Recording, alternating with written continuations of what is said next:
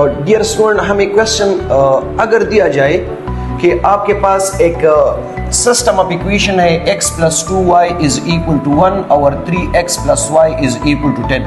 बाज़ औक़ात पेपर में क्वेश्चन आता है कि आप इस सिस्टम ऑफ इक्वेशन को with the help of matrices solve करें। देखो, मैट्रिसेस के लिए हम दो मेथड पढ़ेंगे। फर्स्ट वन मैंने पढ़ा इन्वर्जन मेथड। तो देखो, अब यहाँ पे आपके पास गिवन तो नहीं है कि ये आप इन्वर्जन मेथड से सॉल्व करें। मैट्रिसेस गिवन है तो मैट्रिसेस में हम इसको इन्वर्जन से और क्रैमर्स दोनों से सॉल्व करते हैं। तो फर्स्ट ऑफ ऑल मैं इसको सॉल्व करवाता हूँ बाय इन्वर्जन मेथड। अगर किसी स्टूडेंट ने ये क्रैमर रूल से सॉल्व किया तो भी करेक्ट है, अगर किसी ने इन्वर्जन से सॉल्व किया तो भी करेक्ट है, आपकी मर्जी, ऑप्शनल है। तो फर्स्ट ऑफ ऑल मैं प्रोसीजर से कह रहा हूँ कि इसको हम इन्वर्जन मेथड से कैसे सॉल्व करेंगे। इक्वेशन लिखा, इसी इक्वेशन से मैट्रिसेस बनाएंगे। तो मैट्रिक्स में हमारे पास फर्स्ट वन हो जाएगा कोएफिशिएंट मैट्रिक्स। इसकी कोएफिशिएंट 1, y की 2, x की 3, y के 1। इसी तरह वेरिएबल मैट्रिक्स और इक्वलिटी में है 1 और 10। सेम वही हम नेम देंगे इस मैट्रिक्स को, x कहा इसको, इस मैट्रिक्स को a का नाम दिया, ये a से डिनोट किया, ये कैपिटल X से डिनोट किया और ये हमारे पास b हुआ। तो बन गया x is equal to b। Same मैं इसको x फाइंड करवा रहा हूं तो multiply a inverse on both side. So इससे बन जाएगा x is equal to a inverse b। ये इक्वेशन 1। देखो, इन्वर्जन मेथड के लिए अगर आप डायरेक्ट ये लिखे कि आपके पास कैपिटल x आएगा, x is equal to a inverse multiply b, तो करेक्ट होगा। लेकिन इससे ये रिलेशन कैसे बनता है, तो ये तरीकेकार होगा कि आप इस a का आप multiplicative inverse both side multiply करोगे। सेम अब यहाँ पे हम a इनवर्स फाइंड करेंगे। इनवर्स के लिए a determinant multiply एडजेंट of a।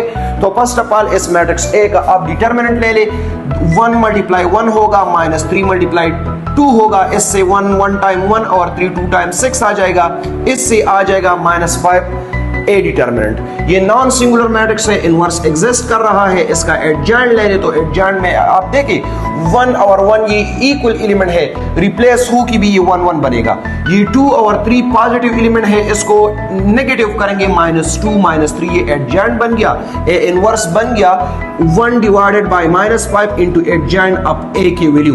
ये डिटरमिनेंट की वैल्यू है और ये एडजेंट की वैल्यू है। अब इसको इनवर्स के वैल्यूज को इक्वेशन नंबर 1 में पुट करें। So equation 1 become x is equal to a inverse की वैल्यू है हमारे पास 1 डिवाइडेड बाय -5 इनटू मैट्रिक्स है 1 -2 -3 1 और b मैट्रिक्स हमारे पास है 1 और 10।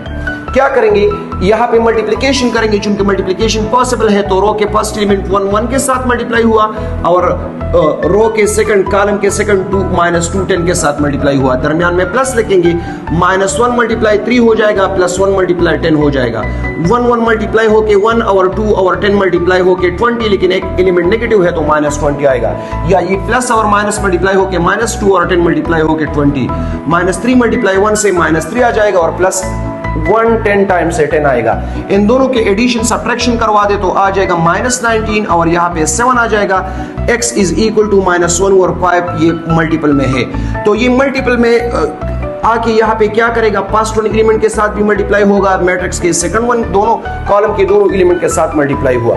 अब अगर आप देखिए आपके पास कोई कैंसलेशन सिंप्लीफिकेशन कोई कॉमन फैक्टर है नहीं तो आंसर आ जाएगा माइनस और माइनस मल्टीप्लाई होकर ये पॉजिटिव बन जाएगा।